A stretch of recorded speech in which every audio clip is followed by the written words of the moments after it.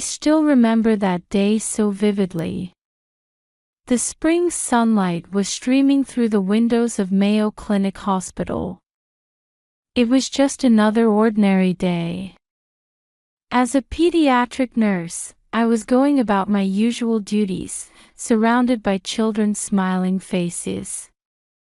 Parents and children were walking down the hallways, and I could hear young voices from the waiting room. That's when a sharp pain suddenly struck my abdomen. As I tried to stand up with patient charts in hand, my vision went dark for a moment.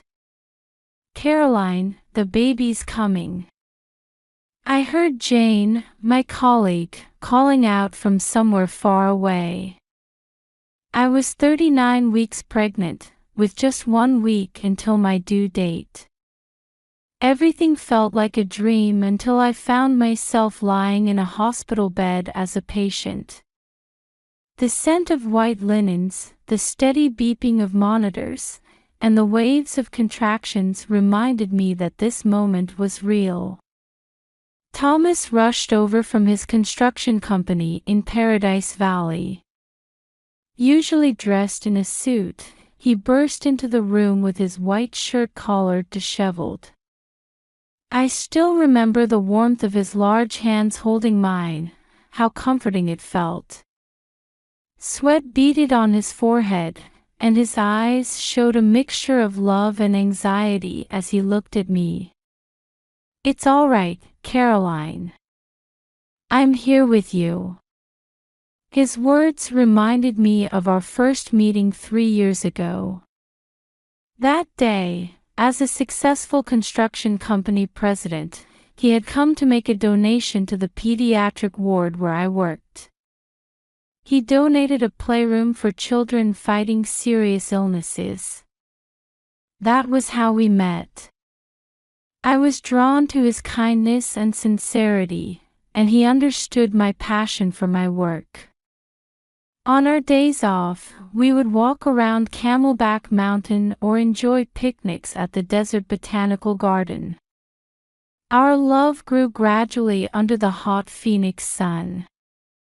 6 months into our relationship, one night after dinner at the Cheesecake Factory, Thomas pulled the car over to the shoulder and confessed with a serious expression, "I don't want to keep secrets from you. I have an ex-wife," he said. His honesty made me trust him even more. Then came his proposal. In front of the fountain at Kierland Commons, he got down on one knee. "Let's start a new family together," he said. Those words marked the beginning of our new life. 12 hours of labor. It felt both long and short. Although I had attended many births as a nurse, experiencing becoming a mother myself was completely different. Thomas stayed by my side the whole time, holding my hand. "Almost there, you can do it," his words of encouragement gave me strength. And finally, our precious Sophie was born. A tiny 6-pound life. Tears streamed down my face when I heard her first cry. When I held her for the first time, I was overwhelmed with the desire to protect her forever. When Sophie's tiny fingers gripped mine, the reality of becoming a mother enveloped me completely. Her soft breathing, the scent of milk, her warm body temperature. Everything felt so precious. "We've been waiting for you, Sophie," I whispered to her while preparing for discharge. Starting our new life as a family of 3. Everything was ready in our apartment at the residences at Mountain View to welcome the baby. The crib Thomas had assembled on his day off, the tiny clothes we'd prepared, the sterilized bottles. My heart was full of excitement for our new life ahead. "Let's go home, you two," Thomas said gently while pushing the stroller. When we left the hospital, the Arizona sun embraced us warmly. At 2 p.m., the sky was crystal clear, and the spring breeze felt pleasant against my cheeks. Thomas showed an apologetic expression, saying he needed to return first for an important construction project meeting. "I've called a taxi for you. Get home safely," he said, giving Sophie a gentle kiss on her head before hurrying away. As I got into the white hybrid taxi, the white-bearded driver gave me a gentle smile. "What a beautiful little girl. How old is she?" Responding to his kind inquiry through the rearview mirror, I couldn't help but smile. "She's 3 days old," I answered while gazing at Sophie's sleeping face in her car seat. She was breathing peacefully like an angel, and my heart warmed every time her tiny lips moved. Passing Desert Ridge Marketplace, familiar scenery flowed past the window. As the spire of Scottsdale Bible Church came into view, and beyond it the residences at Mountain View Building appeared, something began to feel off in my heart. The building's exterior looked the same as always. The 24-hour security booth. The neat row of luxury cars, Mercedes and BMWs. Everything seemed normal, yet something felt wrong. "Are you feeling all right?" the driver asked with concern. I nodded slightly and replied, "Yes, thank you, I'm fine," but the unease in my chest wouldn't go away. "Take care," the taxi driver said as he saw us off, and I carefully cradled Sophie. Her soft warmth gave me comfort. Entering the underground parking garage, I noticed the red light on the security camera was off. I headed to the elevator we usually use, but it wasn't working. There was a note, "Under maintenance today," hastily written in ballpoint pen on slightly aged paper. This too seemed off somehow. With no choice, I decided to use the emergency stairs. As I climbed, the feeling of unease grew stronger. The usual sounds of residents were strangely absent. At this time of afternoon, I would normally run into Jessica from the 3rd floor returning from her jog, or the Watsons taking their poodle for a walk. Just before reaching the 2nd floor, Sophie let out a small cry. I instinctively held her tighter and gently soothed her. Following what I'd learned at the hospital, I patted her back softly. At that moment, a chill ran down my spine. A sensation of being watched made my neck tingle. As if someone's eyes were watching us from the shadows of the stairwell. I turned around, but no one was there. Only the shadows of the stairwell stretched ominously. The shadows cast by sunlight through the windows seemed to take on human shapes. "It's just my imagination," I muttered to myself as I stepped into the hallway leading to room 203. Maybe postpartum fatigue was making me oversensitive. But this anxiety felt different from mere tiredness. That's when I noticed a white piece of paper stuck to our apartment door. At first, I thought it might be a notice from the building manager. A reminder about overdue rent or notice of some maintenance work. But as I got closer, I could see it was hastily handwritten. "Do not enter. Call the police immediately." The words written in black ballpoint pen showed a trembling yet determined hand. As if the writer had been torn between fear and duty. the trembling at the edges of the letters, yet written large and legibly enough to read. Whoever wrote this was desperately trying to tell me something. At that moment, Sophie let out a loud cry. Was she hungry, or had she sensed my distress? Her crying echoing through the hallway made this abnormal situation feel all the more real. My hands were shaking. Even trying to take out my smartphone, my fingers wouldn't move as I wanted. While firmly holding Sophie with my left arm, I desperately tried to tap the screen with my right hand. After several failed attempts, I finally managed to reach the emergency call button.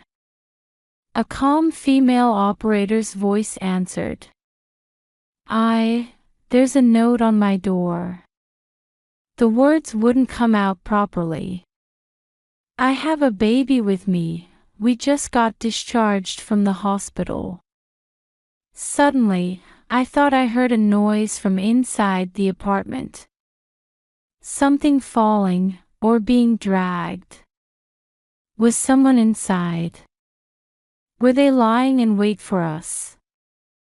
I instinctively backed up against the wall. Sophie's crying was getting louder. The fluorescent lights in the hallway began to flicker irregularly, casting our distorted shadows on the floor. We're sending patrol cars right away. Please don't move from where you are. The operator's voice seemed to fade away. My ears started ringing from tension. The air in the hallway suddenly felt heavy. Time seemed to stand still. Then another sound came from inside the room. This time I clearly heard footsteps. Just then, the door of the neighboring apartment opened, and John Murphy, the former police officer I always exchanged greetings with, appeared. His usually calm expression was filled with a tension I had never seen before.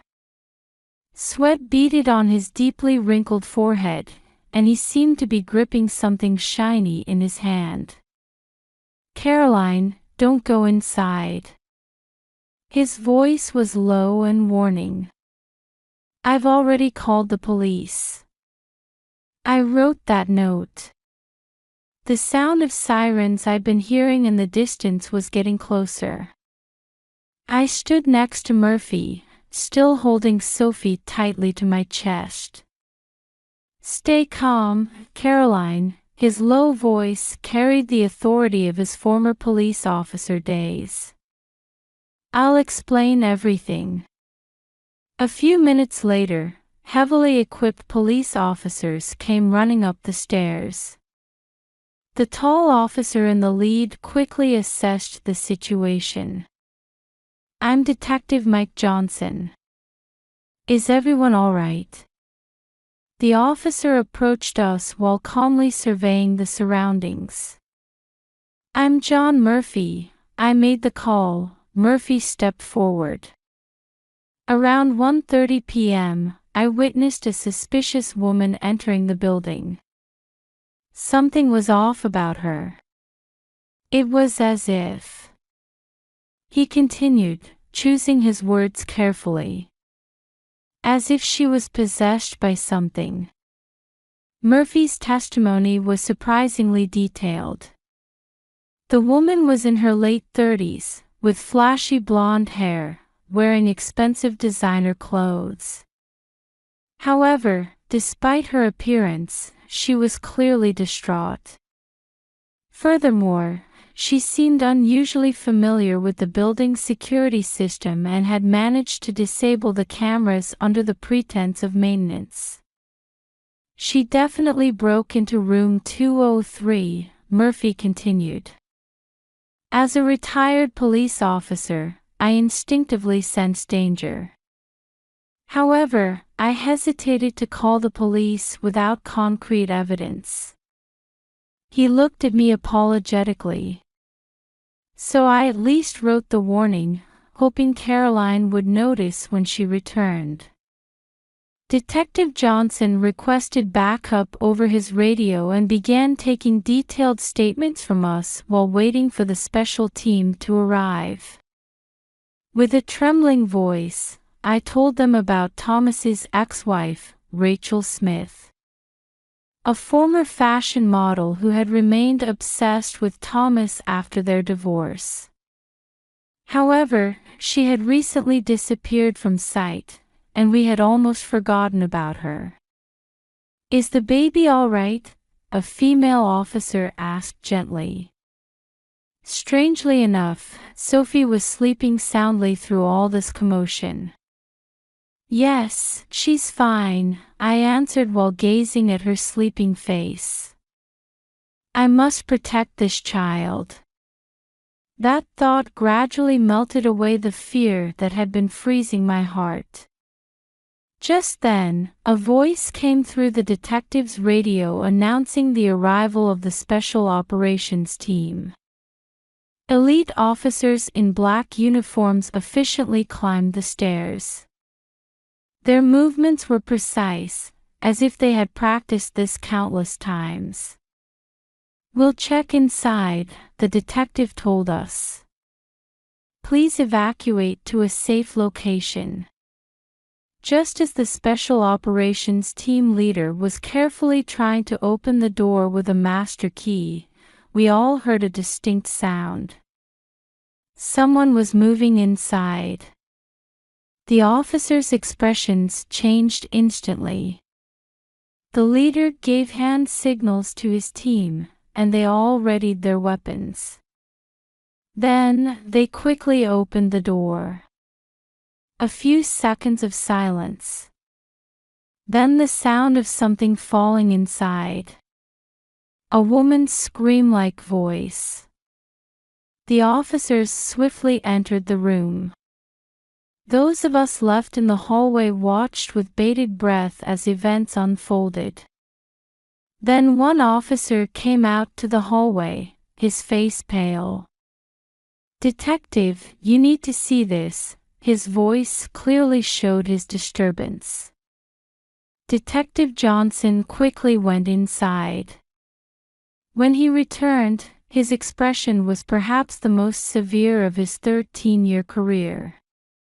"Ma'am, let's have you stay at a hotel tonight," the detective continued, carefully choosing his words. "We need to secure the scene. And, for your and your daughter's safety." A chill ran down my spine. What was happening inside the room? And what had Rachel been planning to do? Murphy placed his hand on my shoulder. "My wife will drive you. We'll contact Thomas right away." At that moment, Sophie woke up and started to whimper. While instinctively soothing her, I stared at our apartment door. Now many officers were going in and out, camera flashes lighting up the scene. The sensation of our family's peaceful daily life crumbling silently. For my exhausted postpartum mind, it was too cruel a reality. "Thomas." I whispered my husband's name softly. In a room at the Paradise Valley Hotel and Suites, I gazed out the window while holding Sophie in my arms. Dusk was approaching, and the Phoenix cityscape was beginning to turn red. The ridge of Camelback Mountain was illuminated by the setting sun, as if it were on fire. Suddenly, there was a knock at the door. When I opened it, Thomas burst in, his face ashen. His usually well-groomed black hair was disheveled, his tie askew, and sweat stains showed on his shirt. He must have rushed over straight from his meeting after getting the call. "Are you all right, Sophie?" He held us tightly. I could feel his arms trembling. "The police called. Rachel." Thomas's voice broke off. His eyes showed anxiety and guilt I had never seen before. "Sit down," I said quietly. Sophie was sleeping contentedly in her father's arms. Thomas let out a deep sigh before opening his mouth heavily. "I should have told you more. About Rachel, in more detail." His confession far exceeded my imagination. Rachel and Thomas's married life had appeared glamorous on the surface. A beautiful former fashion model wife and a successful young construction company executive. They were the envy of social circles, seen as an ideal couple. However, the reality was different. She wanted children. But, Thomas continued, choosing his words carefully, after multiple miscarriages, after the last failure, she began to become mentally unstable. That was 3 years ago. Rachel suddenly started claiming she was pregnant. But it was her delusion. Hospital tests showed no pregnancy. Still, she believed there was a baby in her womb and began preparing for childbirth.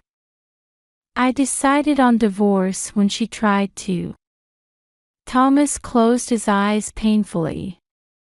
She caused a scene trying to take someone else's baby at a park. After the divorce, Rachel was seeing a psychiatrist for counseling for a while. However, about 6 months ago, she suddenly stopped all contact. Last year, she started stalking me, Thomas continued. Waiting outside the company, following me home. But there wasn't enough evidence to report to the police.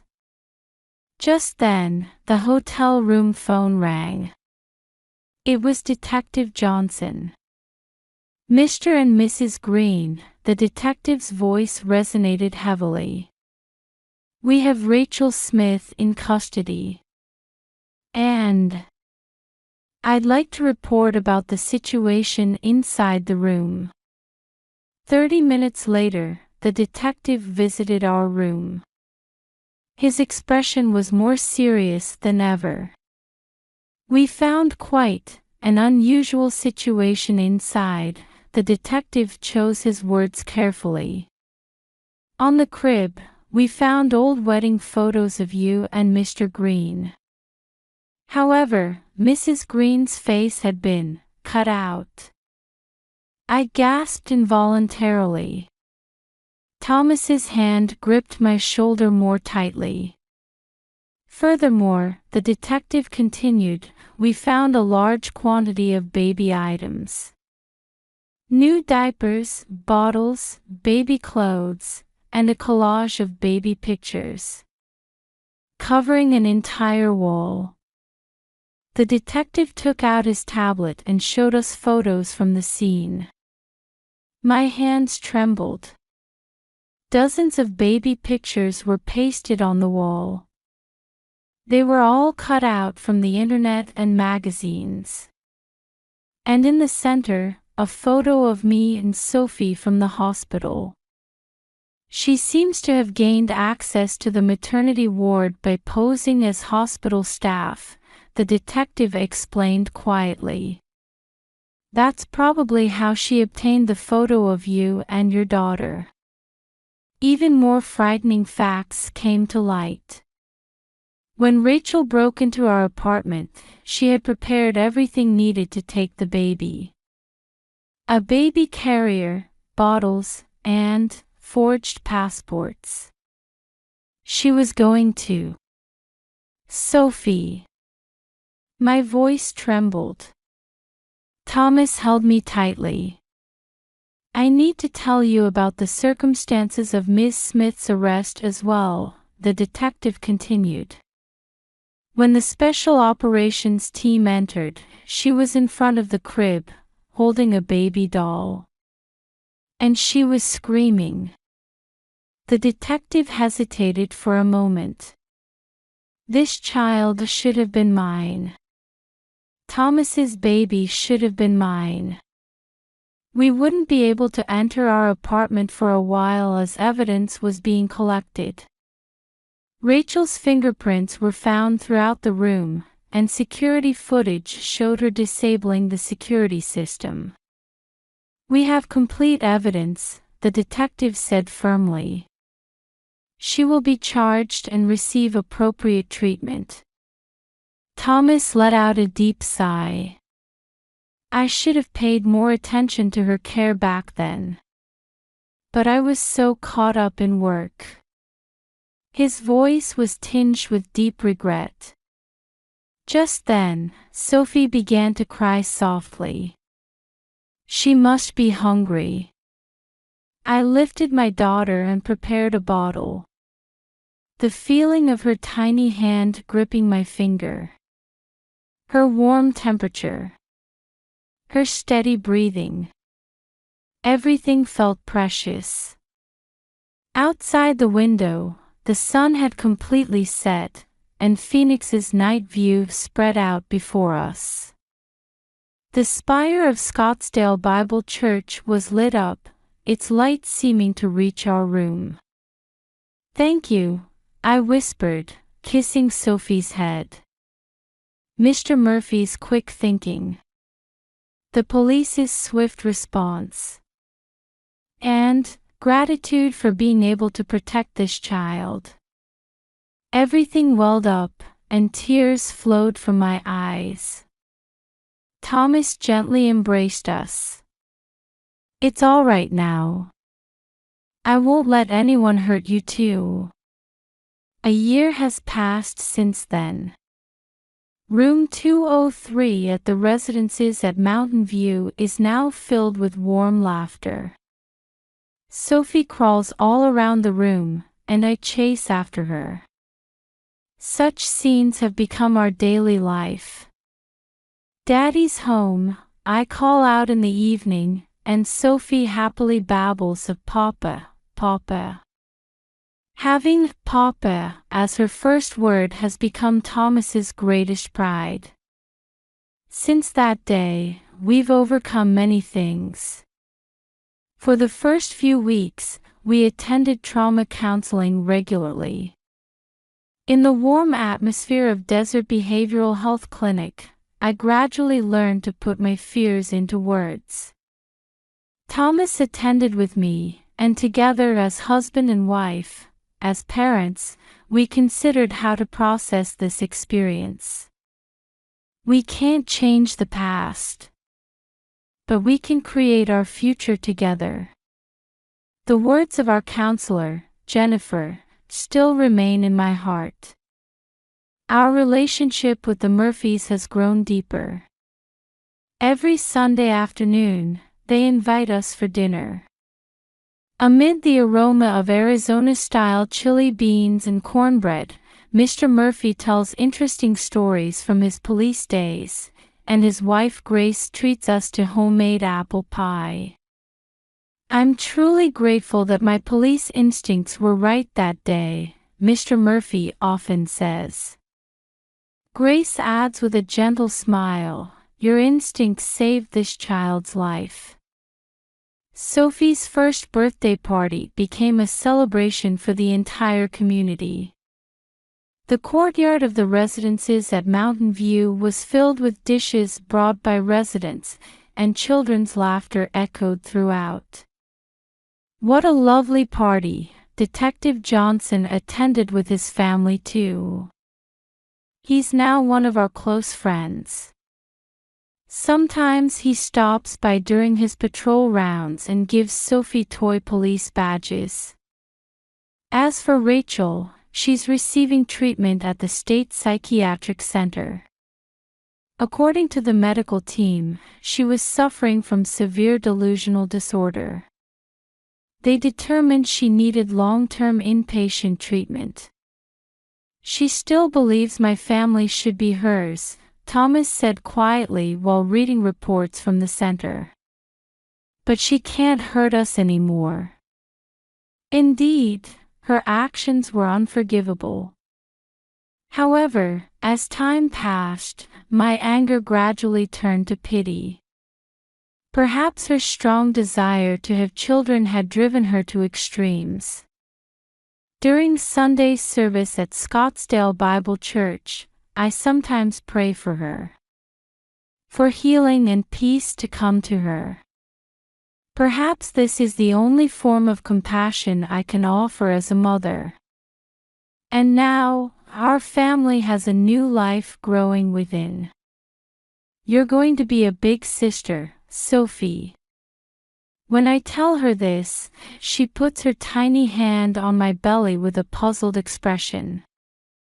She probably doesn't understand yet, but our family is definitely growing bigger.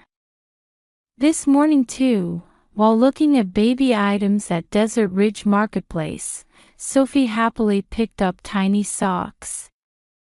My heart warms as she looks up at me. As we await the birth of our new life, I feel our bonds growing even stronger. Thomas helps prepare the second baby's room between his work commitments. We talk late into the night about what color to paint the walls, what furniture to place. Maybe it'll be a boy this time, Thomas says hopefully. But whether it's a girl or boy, this child will certainly grow up surrounded by love.